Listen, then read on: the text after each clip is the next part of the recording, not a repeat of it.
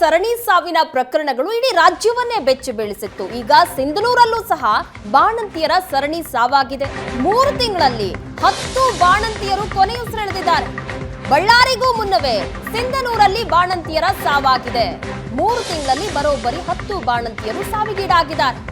December 13ರಂದು ಗಾರಲದಿನ್ನಿಯ Eshwari 33 ವರ್ಷದ ಈಶ್ವರಿ ಮೃತಪಟ್ಟಿದ್ದಾರೆ. October ನವೆಂಬರ್ನಲ್ಲಿ 8 ಬಾಣಂತಿಯರು ಸಾವಿಗೀಡಾಗಿದ್ದಾರೆ.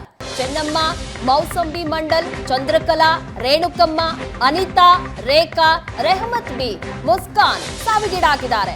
ಡಿಸೆಂಬರ್ 1ರಂದು ಯಾಪಲದಿನ್ನಿ ಗ್ರಾಮದ ನಿಂಗಮ್ಮ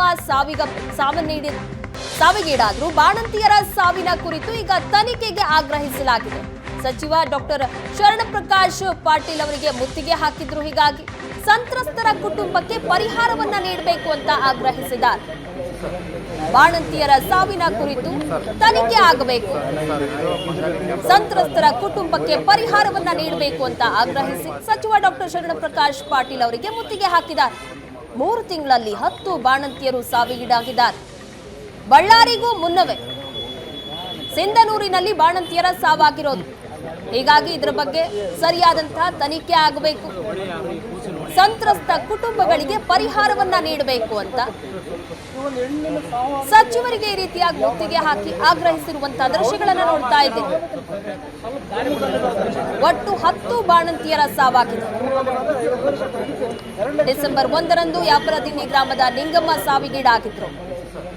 ಅಷ್ಟೇ ಅಲ್ಲ, ಚೆನ್ನಮ್ಮ, ಮೌಸಂಬಿ ಮಂಡಲ್, ಚಂದ್ರಕಲಾ, ರೇಣುಕಮ್ಮ ಇವರೆಲ್ಲರ ಕುಟುಂಬಕ್ಕೂ ಸಹ ಪರಿಹಾರವನ್ನ ನೀಡಬೇಕು ಈಗ ಅಂತ ಆಗ್ರಹಿಸಿಕೊಳ್ತಾ ಇದ್ದಾರೆ. ವಿವಿಧ ಕಾರಣಗಳಿಂದ ಮೆಡಿಕಲ್ ರೀಸನ್ಸ್ ಇರಬಹುದು, ಬೇರೆ ಬೇರೆ ಇದಕ್ಕೆ ರೀಸನ್ಸಿಂದ ಸುಮಾರು 4 ಜನ ಗರ್ಭಿಣಿಯರು ಅಥವಾ ಬಾಣಂತಿಯರು ಸಾವಾಗಿರುತ್ತೆ ನಮಗೆ ಗೊತ್ತಿದ್ದ ವಿಷಯ. ಅದರಲ್ಲಿ ಕೂಡ ನಾವು ಬೇರೆ ಬೇರೆ ಏನಪ್ಪ ಅಂದರೆ ಗರ್ಭಿಣಿ ಇದ್ದಾಗ ಅವ್ರಿಗೆ BP ಇತ್ತು ಅಂಥ ಪೇಷಂಟ್ ಇರ್ಬೋದು.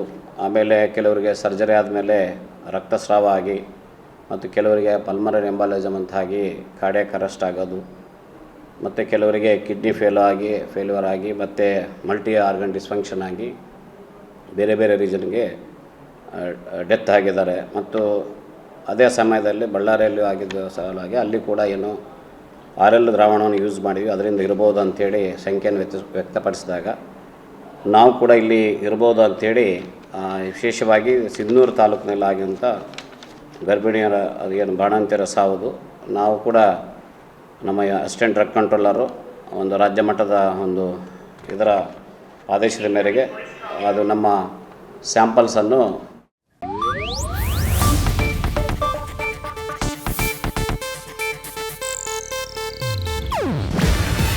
ಇದು ಏಷ್ಯಾನೆಟ್ ನ್ಯೂಸ್ ನೆಟ್ವರ್ಕ್ ಪ್ರಸ್ತುತಿ.